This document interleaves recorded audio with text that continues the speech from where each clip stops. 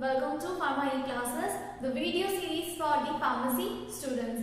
My name is Vishakha Chauhan. I am working as Assistant Professor in Smriti College of Pharmaceutical Education, Indore. And this is the Remedial Biology class for B.Pharm first semester students. So, the topic which is going on is digestive system. हमने basic digestive system के parts देखे, एक छोटे से glans में हमने समझा कि डाइजेस्टिव प्रोसेस किस तरीके से काम करती है और अब हम देखते हैं कि कौन कौन से एंजाइम हैं जिनकी एक्शन की वजह से जो है डाइजेशन प्रोसेस वर्क करती है, किस किस पार्ट में, जैसे माउथ है, स्टमक है, इंटेस्टाइन है, कौन कौन से एंजाइम्स जो हैं रिलीज होते हैं और अपना अपना एक्शन जो करते हैं. लेट्स बिगिन फ्रॉम माउथ कि सबसे पहले माउथ में कौन कौन से एंजाइम्स हैं जो फूड को ब्रेक करने में या फिर उसकी डाइजेशन में जो है अपना रोल प्ले करते हैं. Let's begin. Then our mouth has the salivary glands which secrete saliva. हमारे माउथ में छोटे छोटे पोर्स हैं जहां से सलाइवा जो है सेक्रीट होता है. उसके पीछे जो ग्लैंड्स है जहां पर सलाइवा स्टोर होता है और सेक्रीट होता है जब उसकी रिक्वायरमेंट होती है. The saliva breaks down the starch into in the form of sugar. जो स्टार्च है, जो आपकी फूड में स्टार्च कंस्टिट्यूएंट है, उससे सलाइवा जो है जिसमें प्रेजेंट एंजाइम्स जो हैं वो कन्वर्ट करते हैं इन द फॉर्म ऑफ शुगर. आपको पता है शुगर जो है अल्टीमेटली जब ब्रेक डाउन होती है ग्लूकोज में, तो ग्लूकोज एक्चुअली कन्वर्ट होता है अलग अलग छोटे छोटे कंस्टिट्यूएंट में. जैसे एग्जांपल है कि ऑक्सीजन एनरिच्ड होता है और वो हमारे ब्लड में डिफ्यूज होकर हमें एनर्जी प्रोवाइड करता है. बहुत सारे छोटे छोटे फॉर्म्स में जो हैं आपके कंस्टिट्यूएंट ब्रेक होते हैं, अलग अलग जगह एब्जॉर्ब होते हैं और अपना फंक्शन परफॉर्म करते हैं. The next is the saliva secreted into the oral cavity contains the electrolytes. Now जो oral cavity में रिलीज होने वाला सलाइवा है, जो हमने पढ़ा सलाइवरी ग्लैंड के थ्रू रिलीज होता है माउथ में, माउथ के फ्लोर पर. वो क्या करता है, इलेक्ट्रोलाइट्स भी रिलीज करता है. बेसिकली आपको मैं एग्जांपल देती हूँ, सोडियम, पोटेशियम, क्लोराइड, ये जो आयंस हैं, ये जो इलेक्ट्रोलाइट्स हैं, ये आपके उस सलाइवा में बहुत ही कम लेकिन कुछ फॉर्म में प्रेजेंट होते हैं. एंड एंजाइम्स, इलेक्ट्रोलाइट्स के साथ क्या इंपॉर्टेंट चीज रिलीज कर रहा है, एंजाइम, जिसके बारे में हमें पढ़ना है क्योंकि हमारा काम है डाइजेशन को समझना फिलहाल. तो क्या रिलीज करता है, वो एंजाइम्स रिलीज करता है. Okay, example of those enzyme. अगर आप पूछेंगे कि कौन से एंजाइम्स हैं तो मैं आपको बताती हूँ, that is the salivary amylase enzyme, जो कि आपको बिल्कुल ध्यान में रखना है क्योंकि ये बहुत इंपॉर्टेंट एंजाइम है. सबसे पहला है सलाइवरी अमाइलेज. एंजाइम्स के नाम से आपको इतना क्लियर होगा कि जितने भी एज करके जो उसके आगे प्रीफिक्स लगते हैं, जिन वर्ड्स के प्रीफिक्स एज पे होते हैं, वो जो है एंजाइम्स होते हैं. And lysozymes, the lysozymes that is enzymes lysozyme. ये एग्जांपल है कि जो सलाइवरी एंजाइम्स हमारी डाइजेशन में एक इंपॉर्टेंट रोल प्ले करते हैं. The chemical process of digestion is start in the oral cavity. मैंने आपको सबसे पहली चीज बताई थी कि जो हमारा डाइजेशन प्रोसेस है वो कहाँ स्टार्ट होता है, माउथ से स्टार्ट होना शुरू हो जाता है, जहां पर हमने मैस्टिकेशन पढ़ा था. Mastication is what, the breakdown of food into smaller pieces and addition of the saliva into it. Saliva contains enzymes. Enzyme की मदद से जो है फूड में प्रेजेंट जो कॉन्स्टिट्यूएंट है वो ब्रेक डाउन होते हैं स्मॉल फ्रेगमेंट में एंड उसके साथ ऐड ऑन होते हैं एंजाइम. तो वो हमें हेल्प करते हैं उन्हीं स्मॉल पार्टिकल्स के एब्जॉर्प्शन में या उनसे निकलने वाले जो कॉन्स्टिट्यूएंट है. जैसे हमें उससे अगर प्रोटीन चाहिए है तो प्रोटीन के लिए प्रोटियोलाइसिस जो मेथड होती है उससे प्रोटीन ब्रेक होता है, अमीनो एसिड के फॉर्म में हमें मिलता है एंड देन फिर उसे हम आगे फर्दर बॉडी में यूटिलाइज करते हैं. तो इसी तरीके से अलग अलग एंजाइम्स होते हैं जो अलग अलग कंस्टिट्यूएंट के लिए बने होते हैं और वो क्या करते हैं, अल्टीमेटली हर टाइप के मॉलिक्यूल को एब्जॉर्ब करवाने, डाइजेशन करवाने का काम करते हैं. Then it's at the oral cavity by the hydrolytic action of the carbohydrate. इसमें क्या होता है, it split the salivary amylase. Amylase की मदद से एंजाइम जो करता है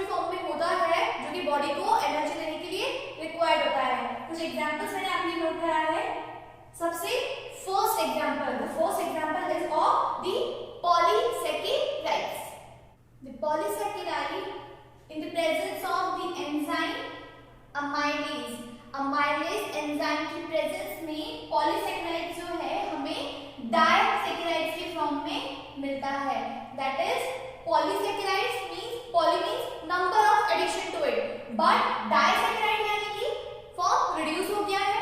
ओके, देन सेकंड कन्वर्जन मैं आपको दिखाती हूँ, स्टार्च। एग्जांपल यही दिया है मैंने, ओके, स्टार्च का यहाँ पर क्लब बताया है आपको कि इन the form of polysaccharide. Polysaccharide का मैंने मीनिंग समझाने की कोशिश करी है कि ये बहुत सारे फॉर्म्स मतलब को करेक्शन है, यानी कि आप देखिए कि यहाँ पर अगर बहुत सारे पॉलीसैकेराइड्स हैं एंड यहाँ पर ओनली डाइसैकेराइड्स है, तो आपको ये समझ में आ रहा है कि अमाइलेज की वजह से क्या हुआ, उसकी जो है ब्रेक डाउन हुए बॉन्ड्स एंड वो स्मॉलर साइज में रिड्यूस हो गया। Now starch, if we have starch, then in the presence of the enzyme salivary amylase at pH 6.8, it will get converted into maltose. Okay, that is the sugar form. तो यहाँ पर आपको इस sugar form में convert होने के लिए help लगी salivary amylase की। इसकी मदद से क्या हुआ, आपका स्टार्च ब्रेक डाउन हुआ स्मॉलर फॉर्म में। किस फॉर्म में, ग्लूकोज के। ग्लूकोज का कौन सा फॉर्म था यहाँ पर, it is maltose type of sugar. Then maltose, the third is maltose.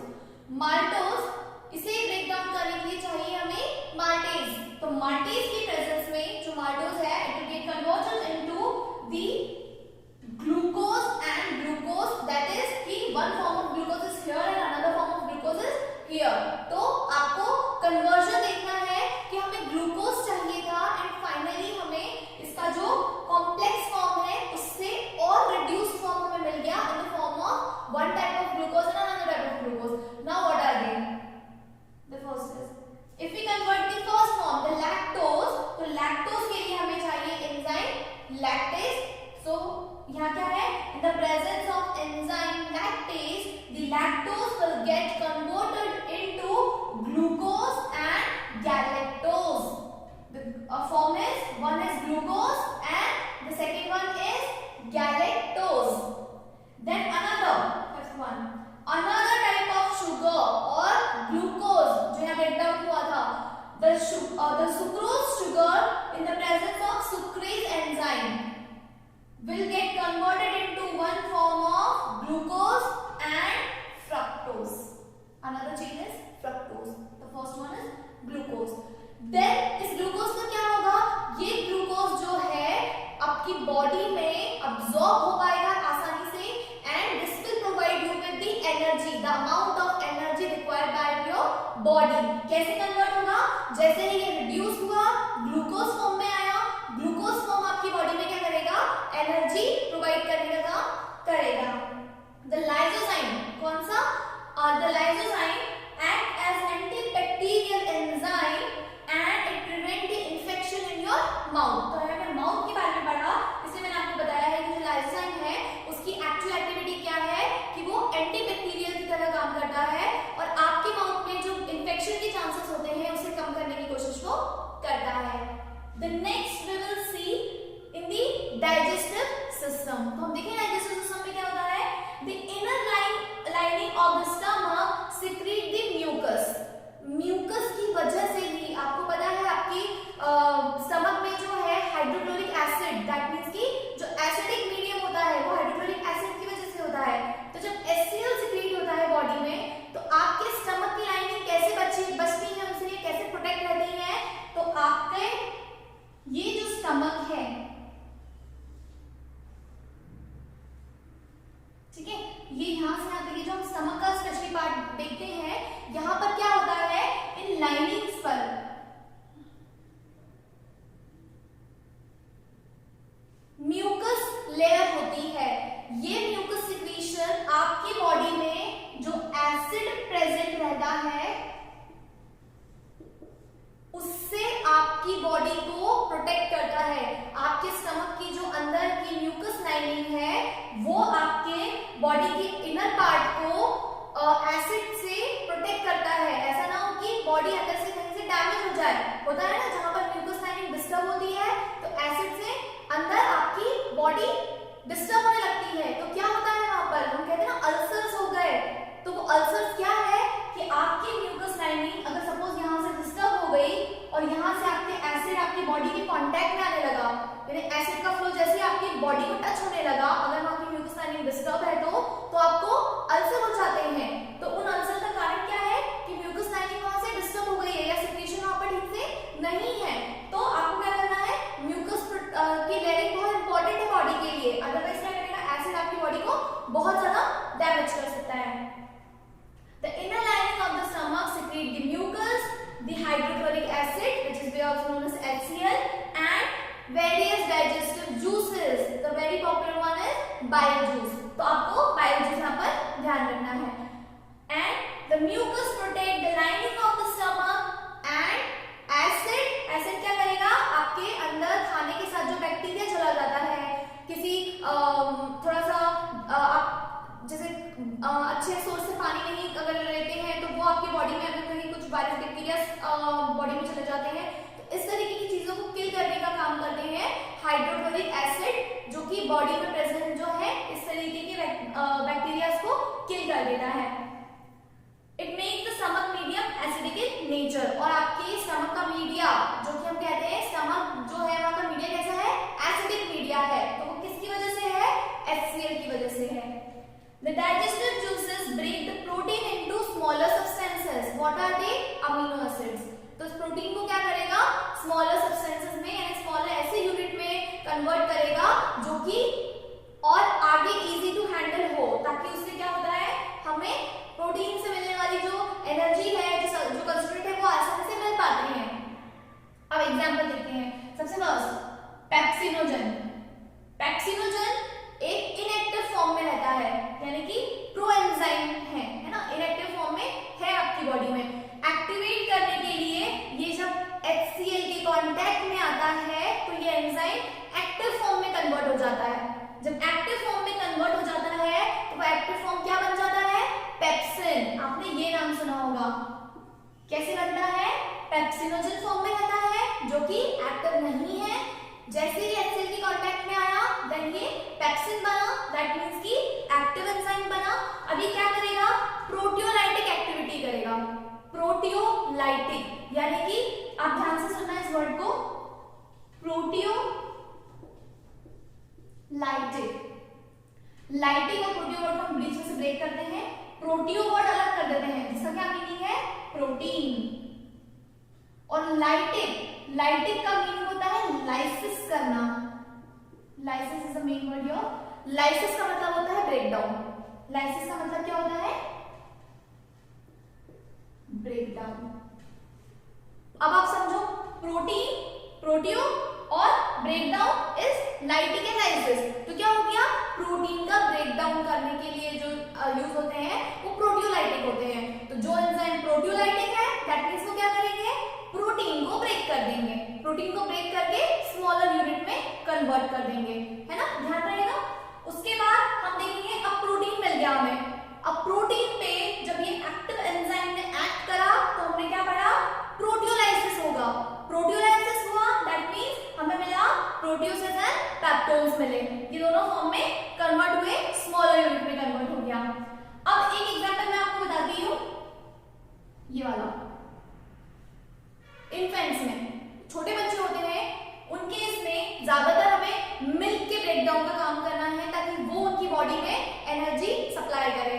तो ये रेनिन जो होता है it's kind of proteolytic enzyme, जो कि क्या करेगा, ये आपके गैस्ट्रिक जूस में रहता है, आपके डाइजेशन के लिए जब हेल्प करते, जो आपके डाइजेशन में हेल्प करते हैं उन जूसेस में रहता है ये इन्फेंट के, जो कि हेल्प करता है digestion of the milk protein. क्योंकि इन्फेंट्स को ज्यादातर हम जो है फीड में मिल्क कंज्यूम कराते हैं, तो उनकी बॉडी में मिल्क को ब्रेक करने के लिए जो एंजाइम काम आता है that is the rennin enzyme, जो कि है उनको एनर्जी प्रोवाइड करने के लिए ये एंजाइम इस पे एक्ट करता है, उसको स्मॉलर सब्सटेंस में ब्रेक करता है एंड देन अल्टीमेटली आपकी बॉडी उसे एब्जॉर्ब करके आपको एनर्जी प्रोवाइड कराती है। ओके, सो ये था हमारा बेसिक डाइजेशन के लिए। इसके आगे हम पढ़ेंगे नेक्स्ट वीडियो में। Till then